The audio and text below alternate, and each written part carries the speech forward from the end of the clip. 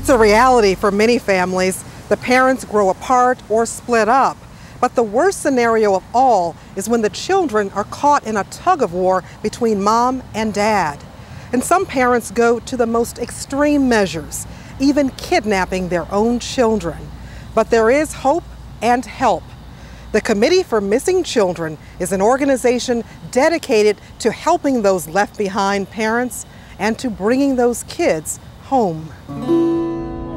There's nothing like the bond between a parent and a child. This is Joshua. He's my oldest son.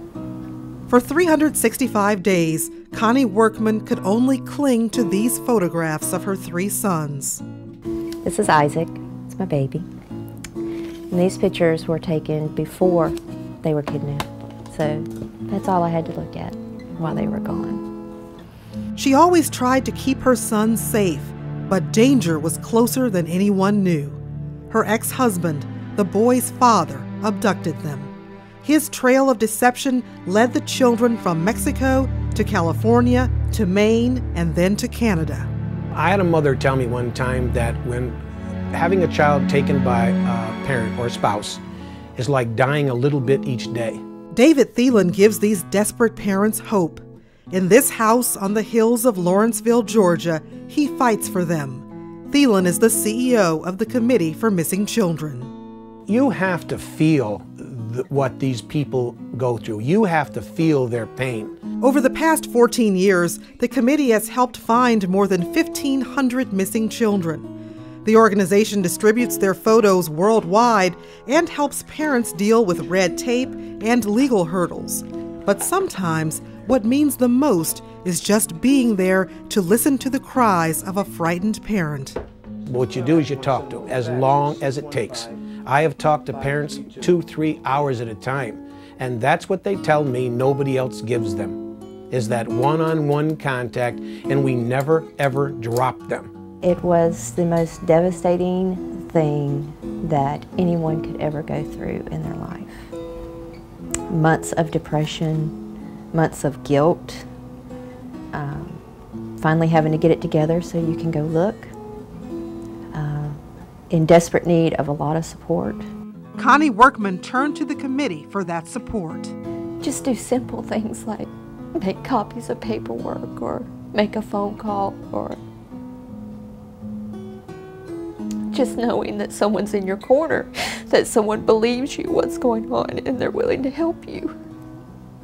When we see the faces of missing children like these, we often think of stranger abductions. But the truth is that about 350,000 children every year are kidnapped by one of their own parents. The mothers and fathers who search on their own for their kids are often called the left behind parents. They turn to law enforcement and the government for help, but they often find that the laws do little to protect a child from a parent. There are a lot of people that, and organizations that say they're going to help or say they're there for this or there's laws for that. And then when you need it, you find out very quickly that those people aren't there and that those laws were not meant for you. I try to give them hope, but I don't lie to them. I tell them right up front, this is what we're up against. Ron Wintersgill takes nothing for granted these days, not even a game of catch with his son Eric. In June of 2002, his ex-wife, the mother of his son, kidnapped the boy and took him from Delaware to Germany.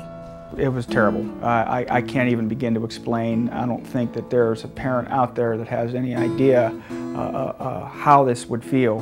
I was lost, confused, scared to death, worried sick, and just didn't know what to do. I felt completely helpless and naked. It was terrible. It's very tough, and I'll usually stay in my room and think about my dad, and I would really miss him a lot. And I wish that I could go back home. That's when Wintersgill turned to the Committee for Missing Children. The organization helped him navigate international laws.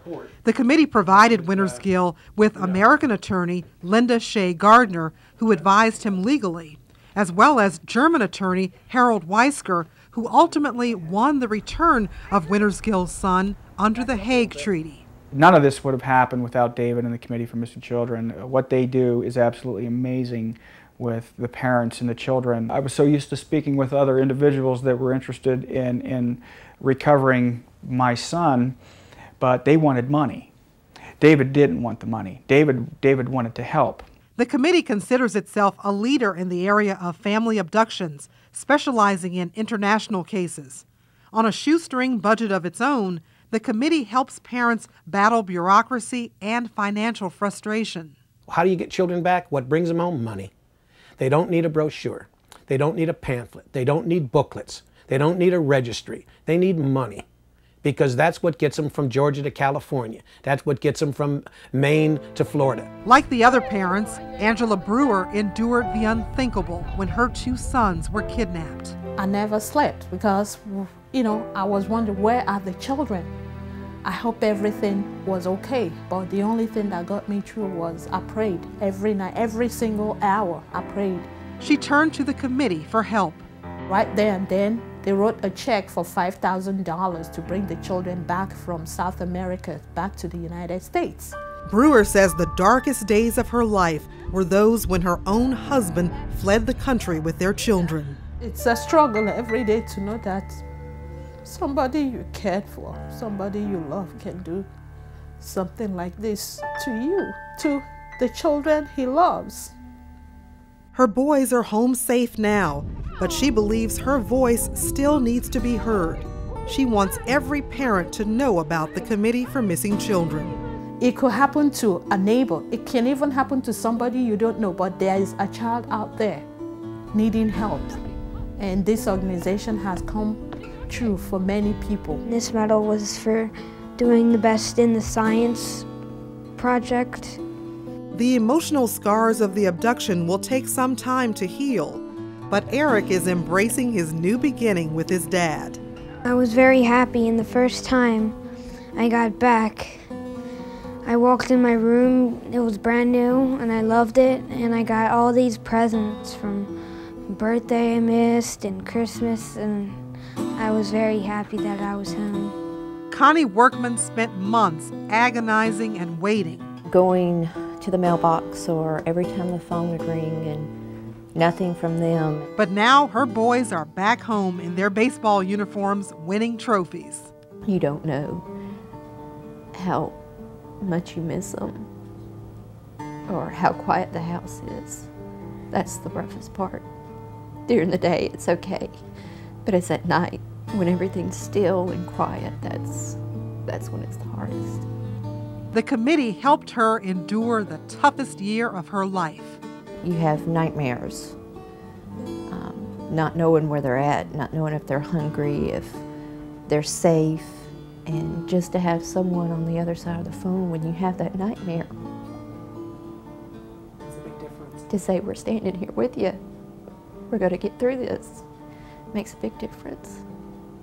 These parents are holding their children a little closer, hugging them a lot tighter now, all because of one committee that refused to give up.